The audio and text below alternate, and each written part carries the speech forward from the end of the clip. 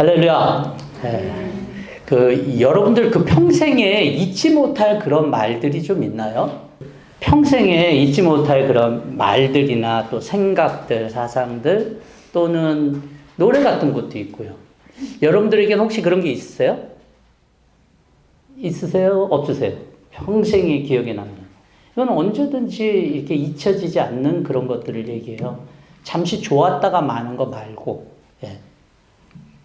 혹시 있으시면 잘 간직하시고요. 저에게는 잊지 못할 기억이 하나가 있어요. 어렸을 때인데요. 나이가 100세가 넘으신 어르신이에요. 근데 그분은 100세가 넘었기 때문에 당연히 치매가 왔고 계속 방 안에서만 사셨어요. 그런데 그분이 다른 자식들도 잘 못 알아봐요. 자식인지 아닌지 당연하겠죠. 그런데 그분이 오직 한 가지를 정확하게 하시는 게 있었어요. 그게 뭐냐면 찬송가였는데 찬송가가 뭐였냐면 내 주를 가까이 하려 함은 이 찬송가였어요. 무슨 같이 예배를 드려도 예배를 드릴 수는 없지만 찬양을 하라 그러면 그 찬양을 계속해요. 혼자서도 하시고. 네. 기억을 다 잊어버렸는데 어떻게 그렇게 할까? 어렸을 때였기 때문에 저는 그것을 그러려니 하고 넘겼지만 지나고 나서 보니까 어떻게 그럴 수 있었을까?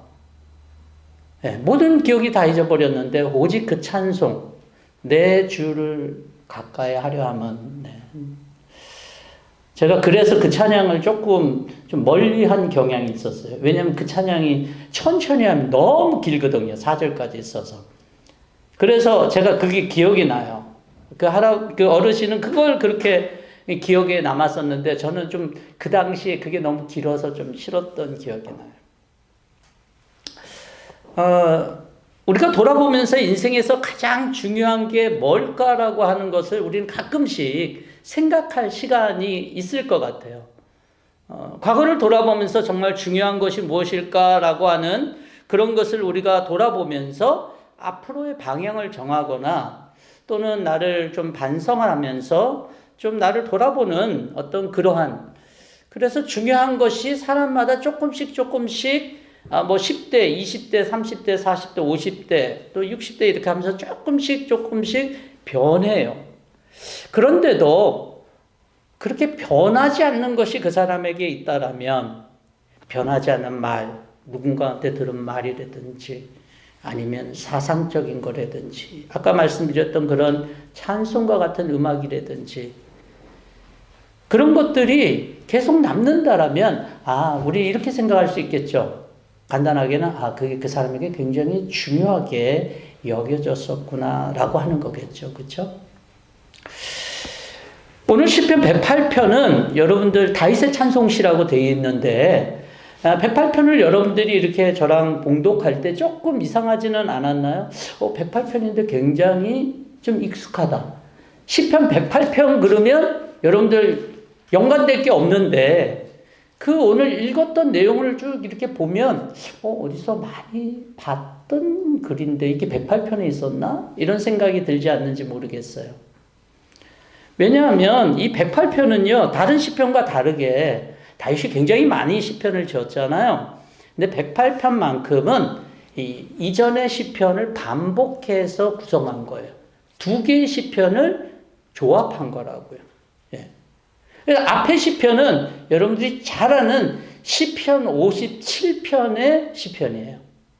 뒤에 시편은 시편 60편의 시편이고 57편에 아까 우리가 오 주여 나의 마음이 이것이 된 그 찬양이 바로 이 57편이기도 하고 108편의 전반부 5절까지의 내용이에요.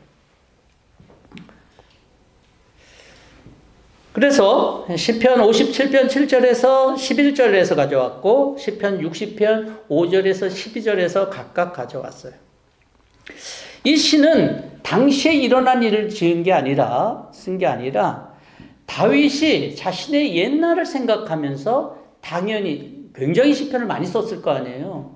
근데 왜 다윗은 요거만 꼬집어서 자기가 시편을 다시 재구성했을까? 아까도 잠시 말씀드렸던 것처럼 많은 시편이 있었지만 그가 지었던 많은 시편이 있었잖아요. 그런데 그 중에서 2개를 집었다라고 하는 얘기는 바로 그가 이 시편을 굉장히 중요한 자기의 그런 시편으로 여겼다는 얘기가 되는 거예요. 그렇지 않겠어요? 그렇지 않은데 그냥 2시편 중에서 2개를 갖다가 이렇게 조합할 리는 없을 것 아닙니까? 믿음의 사람이었던 다윗에게 자기가 지은 많은 시편 중에서 가장 중요하다라고 생각했던 것 2개를 집어갖고 오늘 108편을 통해 하나님께 찬송하고 있다라고 하는 거예요. 그래서 오늘 이 108편을 이해하기 위해서는 이 108편을 보는 것보다 뭘 더 봐야 될까요? 57편을 보고 시편 60편을 보는 게 이 108편을 이해하는데 가장 좋은 그런 이해 방법일 거예요. 시편 57편을 보면은 이렇게 얘기를 하고 있습니다. 참으로 하나님 나를 불쌍히 여겨주십시오. 불쌍히 여겨주십시오. 내 영혼이 주님께로 피합니다. 이 재난이 지나가기까지 내가 주님의 날개 그늘 아래로 피합니다. 즉 다윗은 지금 굉장히 군급한 그런 상황이었다라고 하는 것을 얘기해 주고 있어요. 그래서 표제에서 보면 다윗이 사울을 피해서 이 동굴 저 동굴로 그렇게 피해 다니고 있었던 때라고 하는 표제가 시편 57편에 있어요. 여러분 사울을 피해서 다니는데 이쪽 동굴에 있다 그러면은 사람들이 사울에게 다윗이 여기 있습니다 그렇게 하고 알려주고 그래서 피하면 또 저쪽 동굴에 가면 또 그렇게 얘기를 해주고 그랬던 사실을 우리는 잘 알 것입니다. 그런 편한 상황 가운데서 하나님 내가 영혼이 확성됐습니다 이렇게 얘기한 게 아니다는 사실이에요. 사울에게 피한다라고 하는 것은 무슨 얘기예요? 내일을 보장받을 수 없는 상황 가운데서 그가 이렇게 고백했다라고 하는 것을 얘기해 주고 있는 거예요.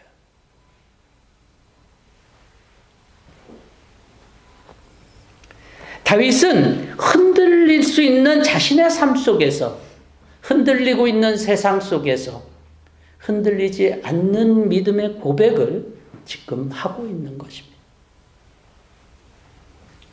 믿음의 사람들은요, 늘 보장된 상황 속에서 자신의 확신함을 표시하거나 굳건한 것을 고백하는 사람들이 아닙니다. 불확실한 상황, 보장되지 않은 환경 속에서 믿음의 고백을 합니다. 히브리서 13장은 믿음장이라고 그렇게 일반적으로 알려져 있죠. 히브리서 13장에 많은 사람들이 나와요. 아브라함, 이삭, 야곱, 요셉, 모세, 여호수아, 라합, 기드온, 삼손 등등 수없이 많은 사람들이 거기에서 고백하고 있는 그 믿음의 사람들은 그 상황들이 다 불확실한 상황 속에서 믿음을 지켰다라고 공통된 얘기로 히브리서 기자는 우리에게 말해주고 있어요. 그러면 우리는 이런 생각을 할 수 있습니다. 그러면 우리가 어려운 상황 가운데서 굳은 의지를 가지고 뭔가 굳건하게 우리가 이 상황을 넘겨보겠다라고 하는 그러한 강한 확신을 갖는 것이 그러면 이런 것인가? 라는 생각을 해볼 수가 있을 거예요. 여러분 혹시 통 아저씨라고 들어보셨어요? 이분이 이렇게 조그만 통이 있는데 나이가 70이 가까이 되는데도 그 통에 들어가서 나오세요. 그래서 그분 별명이 통아저씨예요. 통아저씨. 이분은 어렸을 때 굉장히 불우한 환경 속에서 지냈더라고요. 그래서 어렸을 때 어머님이 데리고 이렇게 떠나셔서 이렇게 또 아버님은 이 청각장애를 갖고 계시고 그래서 어쩔 수 없어서 어렸을 때 동생이랑 큰아버지 집으로 그렇게 보내져서 살았더래요. 근데 이제 지금은 이제 자기 집도 있고 가정도 편하고 자녀들도 자장성하고 아무런 남부러울 것 없는 그런 자수성가한 사람으로 그렇게 이렇게 돼 있어요. 그리고 이제 아까 말씀드렸던 그 묘기를 보여주면서 굉장히 유명해졌어요. 근데 그분이 갖고 있었던 마음이 난 반드시 성공하리라. 이런 마음을 가졌대요. 그래서 그 마음대로 의지대로 성공을 했어요. 그러면 우리는 이것이 믿음일까? 우리가 성경에서 말하고 있는 믿음은 이런 거랑 똑같은 건가? 하나님을 믿습니다. 믿습니다. 하나님, 난 주님을 굳건히 믿겠습니다. 라고 하는 그런 나의 고백과 굳건한 그런 마음만 있으면 믿음이 자동적으로 나한테 생기는 것인가? 여러분, 그것을 성경은 절대로 얘기하고 있지 않습니다. 오히려 그 반대입니다. 성경은 우리가 믿음이 어떻게 생기는가? 라고 했을 때 하나님이 우리에게 주신다라고 얘기를 하고 있어요. 평안도 하나님이 주시는 것이고 하나님의 은혜도 하나님이 주시는 것이다라고 얘기를 하고 있어요. 그리스도인들의 믿음의 의지는요, 하나님이 먼저 액션을 취하지 않고서는 결코 일어나지 않는다라고 하는 것이 성경의 말이에요. 하나님의 은혜가 아니고서는 스스로 마음을 굳게 쥐어서 주님만을 바라볼 수 있다? 불가능하다는 얘기예요. 여러분, 기독교가 다른 종교와 결정적인 차이가 여기에 있습니다.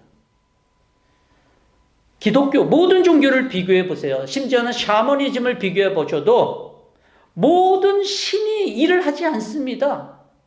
모든 인간이 열심을 내어서 신을 즐겁게 한다든지 신을 기쁘게 하기 위해서 제사를 드린다든지 제물을 드린다든지 하지, 어디 신이 와서 인간을 향해서 어떤 은혜를 베풀거나 역사하거나 그런 일이 어디 있어요? 기독교를 만약에 여러분들이 그런 식으로 접근한다라면 절대로 하나님을 만날 수가 없어요. 왜냐하면 그런 하나님은 없기 때문에 그래요. 하나님은 어떤 분이시냐? 우리에게 찾아오신대요. 하나님은 어떤 분이시냐? 자기 아들을 죄인을 위하여 구원하신다는 거예요. 그래서 보내셨다는 거예요. 저는 박연석 목사님의 책을 어렸을 때 좀 많이 이렇게 좀 좋아했어요. 좋아하게 된 이유는 너무 간단해요. 그분 책 중에 하나가, 책 이름이 하나님의 열심이라고 하는 책이에요. 좀 두꺼웠어요, 그 당시에. 그런데 뭐 내용은 잘 생각은 안 나요.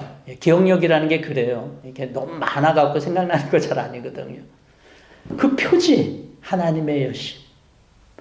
저는 그게 늘 가슴에 남았어. 아, 하나님은 나를 향하여 열심을 내는 분. 성경은요, 하나님이 일하시는 분으로 나타나요. 우리가 일하는 게 아니라 하나님이 하셔요. 홍해를 건넜을 때 모세가 했나요? 이스라엘 백성들이 한 게 뭐 있어요? 두려워 떨 것밖에 없죠. 하나님이 하셨잖아요.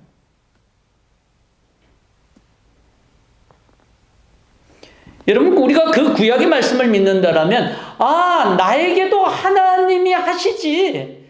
내가 믿는 하나님은 나에게 일하시는 하나님이시지. 역사하시는 하나님이시지. 복음은 하나님이 예수 그리스도를 통하여 우리의 모든 죄를 사했다라고 하는 하나님의 일을 믿는 거예요. 복음은 예수 그리스도의 피의 공로를 믿는 자들에게 하나님이 우리에게 새 생명, 영생을 주셨다라고 하는 것을 믿는 거예요. 그래서 그들의 마음이 세상을 향하지 않고 그것을 믿기 때문에 내게 새 생명과 그리스도께서 피 공로로 인해서 나의 죄가 모두 사해졌다라고 하는 이 사실을 믿기 때문에 하나님만을 향하고 하나님을 향한 그런 마음과 믿음을 고백하는 사람들이, 그 사람들의 얘기가 어떻게 보면 복음의 이야기예요. 다시 고백하는 것처럼 내 마음을 확정했다고 하는 것은 내 의지를 견고하게 했다거나 내 마음을 굳게 먹었다는 것은 조금 거리가 먼 얘기예요. 오히려 내가 그 상황 속에서 하나님이 내게 행하신 것이 있었어요. 그랬을 때에 주님, 제가 마음을 주님께 확정하겠습니다. 정하겠습니다. 여러분, 때로는 우리가 신앙생활을 의지로 굳건히 하는 것은 굉장히 위험할 수 있습니다. 그래서 오히려 바리새인들은 예수님을 발견하지 못했던 거예요. 하나님의 역사가 없는 모든 역사는 육의 것이거든요. 예수님이 요한복음 6장 63절에서 이렇게 말씀하셨어요. 생명을 주는 것은 영이다. 육은 아무데도 소용이 없다. 내가 너에게 한 말은 영이요 생명이다. 이 말씀은 무슨 얘기냐면 여러분 영이 영을 낳게 하는 거고 육은 육을 낳는 거 아니에요. 내 의지는 뭡니까? 육이잖아요. 거기서 어떻게 영적인 것이 나올 수 있겠어요? 그건 불가능한 것도 아니에요. 성경이 얘기해주고 있는 것은 영이신 하나님께서 영적인 생명을 주었다라고 하는 것이 맞아요. 육을 갖고 있는 우리들은 육적인 생명을 주는 게 맞고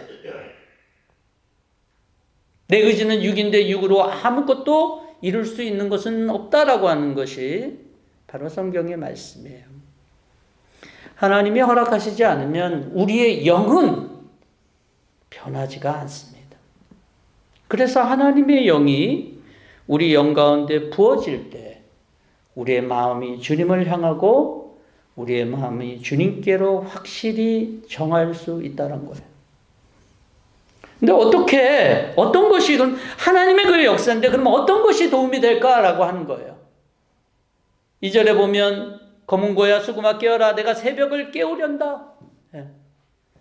하나님의 역사심, 하나님의 성령께서 기름 부으심이 우리가 드리는 찬양에서 시작되는 줄 믿으시기를 바랍니다.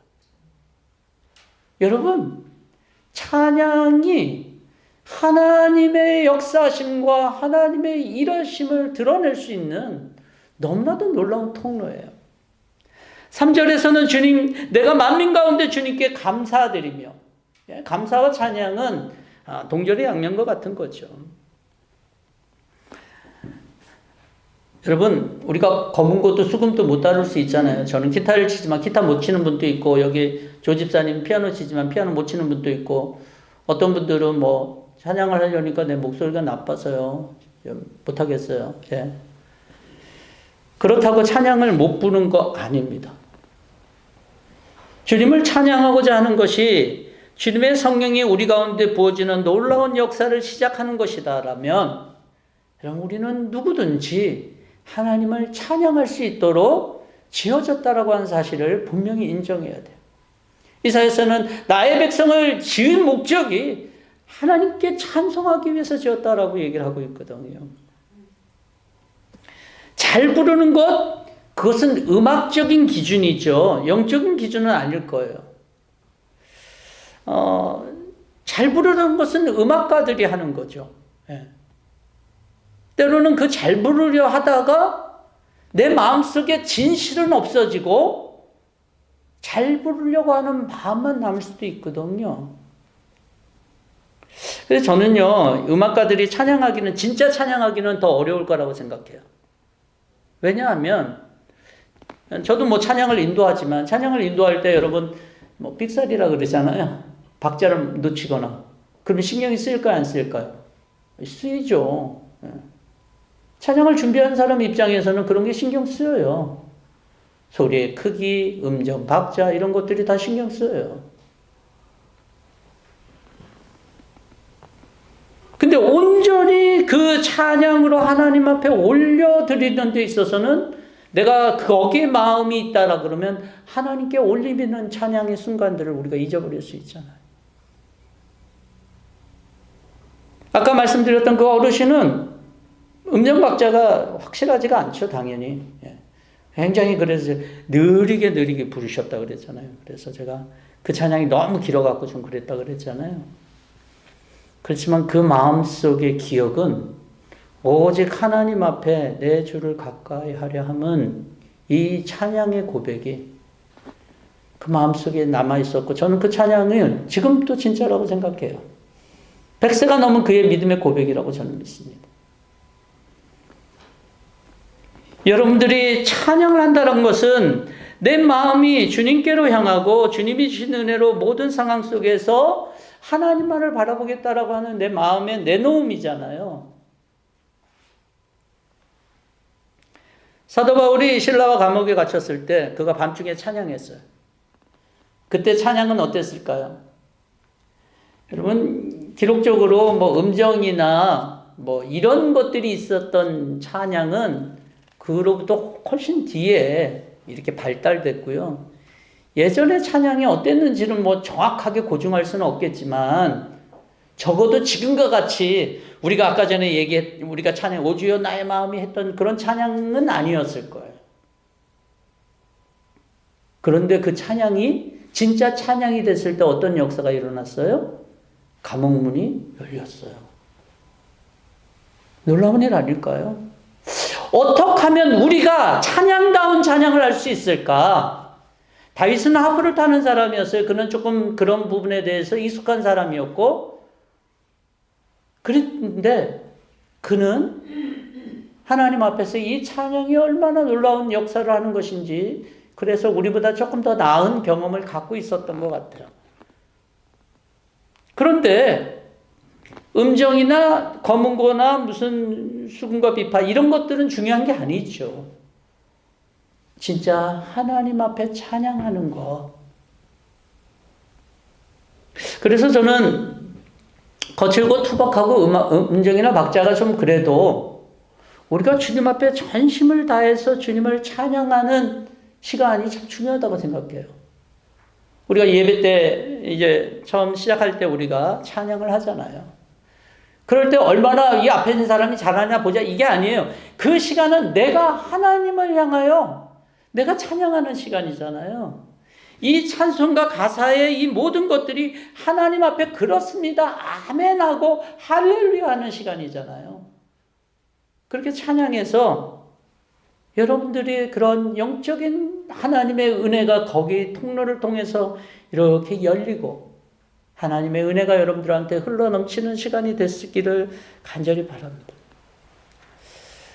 다윗은 새벽에 깨운다 그렇게 얘기를 해요. 새벽은 가장 어두움의 순간이에요. 밤과 아침의 경계선이기도 하고 새로운 시대의 변화의 시점일 수도 있어요. 그런데 저는 이 새벽이 가장 어두운 밤이라고 그렇게 얘기를 하는데 오늘날 시대를 보면 저는 어두움의 상황들을 자꾸 목격하게 됩니다. 뭐 가정과 사회 속에서 나라와 나라에서 우리는 들리는 많은 어두운 모습들을 보게 되잖아요. 그럴 때 어떻게 해야 될까? 다윗은 새벽에 찬양한다라고 얘기를 하고 있어요. 가장 어두운 순간에 내 인생의 어두운 순간에도 주님을 찬양할 때 하나님의 역사의 문이 열릴 줄을 믿습니다. 저는 많은 여러분들이 들었던 수없이 매주마다 듣는 이 말씀, 매일마다 듣는 성경 묵상이나 이런 것들이 나중에 남을 수도 있겠지만 제가 볼 때는 가장 남을 수 있는 게 바로 이 찬양인 것 같아요. 그래서 여러분들이 찬양하지 않는다라면 여러분들이 남을 찬양이 없겠죠. 결국은 이 찬양은 하나님께 영광이 된다라고 얘기를 하고 있습니다. 4절과 5절을 보면 주님의 한결같은 그 사랑 하늘보다 더 높고 주님의 진실하신 구름에까지 닿았습니다. 하나님 주님 하늘보다 더 높이 높임을 받으시고 주님의 영광 온 땅에 펼치십시오. 이 찬양을 통해서 이 다윗이 갖고 있는 열망은 바로 하나님께 영광이에요. 영광. 저와 여러분들이 이 찬양을 통해서 하나님 앞에 영광 돌리려고 하는 그 모습이 하나님의 은혜의 통로의 문을 여는 그런 것이 된다라고 하는 거예요. 여러분 사도행전에서 보면 제자들이 모두 예수님이 이제 승천하시고 난 다음에 제자들이 무엇을 했을까요? 함께 모여서 기도했다라고 얘기를 하잖아요. 사도행전에 보면. 그런데 그 전에 한 일이 있어요. 사도행전에서 누가복음에서 보면은 맨 마지막 절에 이렇게 얘기를 하고 있어요. 하나님을 찬양하면서 날마다 성전에서 지냈다. 그 전까지의 제자들의 삶을 우리는 잘 알잖아요. 그들이 찬양하면서 하나님께 영광 돌리려고 하는 그러한 성전에서 지내면서 하나님께 영광 돌리려고 하는 모습을 우리는 발견하게 됩니다. 이제 그제부터 참 디모데전서를 우리가 묵상하잖아요. 어제 아침에도 제가 말씀을 나눴는데 디모데에게 바울이 부탁을 합니다. 믿음의 선한 양심을 부탁해요. 믿음과 선한 양심. 이 세상이 어둡고 이 세상은 참 삶이 살아가기가 좀 더 어려울 수도 있는, 믿음으로 살기가, 그런 가운데서 디모데에게, 그 당시도 그랬거든요. 디모데에게 그렇지만 믿음과 선한 양심을 지킬 것들을 얘기를 하고 있어요. 그것은 바로 하나님 앞에 찬양하고 감사할 때 우리의 믿음과 선한 양심이 바뀔 거라는 거예요. 11월은 특별히 감사절이 있는데요. 여러분 돌아보면서, 한 해를 돌아보면서 하나님 앞에 찬양해야 되는 것들, 감사해야 되는 것들을 발견하시고 더 진실한 마음으로 찬양하고 감사할 수 있는 이 11월이 됐으면 좋겠어요. 그리고 그것으로 하나님께 영광 돌릴 수 있는 저와 여러분 될 수 있기를 바랍니다. 후반부에 보면 시편 60편이라고 그랬는데 시편 60편의 표제는 이렇게 시작되고 있어요. 다윗이 교훈을 하려고 지었다고 하면서 아람 소바와 싸울 때에 요압이 돌아와서 소금 골짜기에서 에돔군 12,000명을 죽였을 때 지은 시라고 되어 있어요. 사무엘하 10장과 역대하 19장에서 이 사건이 나오는데, 암몬의 왕 나하스와 다윗이 사이가 좋았는데 나하스가 죽고 난 다음에 그 아들 한운이 집권할 다음에 다윗이 보낸 조객을 아주 욕보입니다. 그럴 때 이 한운이 다윗에게 내가 좀 미움을 받은지 알아갖고 이 아람군과 또 아람 소바 왕을 돈을 주고 고용을 해요. 그래서 이제 블레셋 가 주변 모압까지도 굴복시켰지만 이 연합군과 이제 전투를 좀 하게 되는데 긴장되겠죠. 그래서 요압과 아비새가 예전과는 다르게 아주 긴장된 모습으로, 야, 네가 어려우면, 형편이 어려우면 내가 가서 돕고, 내가 어려우면 네가 가서 도와라, 이러면서 나가서 결국은 승리를 해요. 승리를 했으니까 참 좋구나, 굉장히 좋은 승리구나, 우리는 이런 생각할 수 있겠지만 사실은 그렇지가 않아요. 이 전말을 보면은, 이 시편 60편을 보면 오늘 11절, 마지막 11절도 이렇게 얘기를 하잖아요. 하나님, 우리를 정말로 내버려 두신 것입니까? 이런 상황이 있었다는 거예요. 시편 60편의 부분을 제가 갖고 왔다라고 그랬잖아요. 근데 시편 60편 1절부터 4절에 이렇게 얘기하고 있어요. 하나님, 주님께서 우리를 내버리시고 흩으시고 우리에게 노하셨으나 주님께서 땅을 흔드시고 갈라지게 하셨으니 이제 그 갈라지고 깨어진 틈을 메워주시어 땅이 유동치 않게 해주십시오. 주님께서 주님의 백성에게 곤란을 겪게 하시고 포도주를 먹여 비틀거리게 하셨습니다. 상황이 좋지 않았던 것들이 있었던 거예요. 근데 그 좋지 않은 상황 속에서 다윗이 이렇게 고백하는 것이 무엇입니까? 승리의 주권은 바로 하나님께 있었다라고 하는 걸 얘기하는 거예요. 인간은 수없이 어려움 속에서 그 어려움을 이겨내면 승리의 순간, 그 좋았던 순간만 주로 기억하는 것 같아요.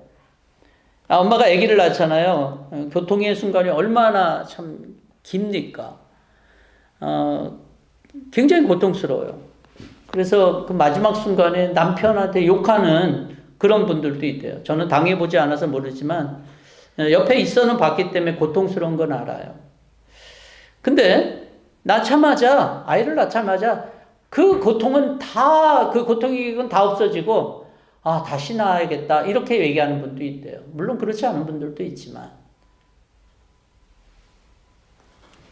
고통의 순간보다도 마지막에 얻은 그 승리의 기쁨들을 더 잘 간직하는 것이 인간입니다.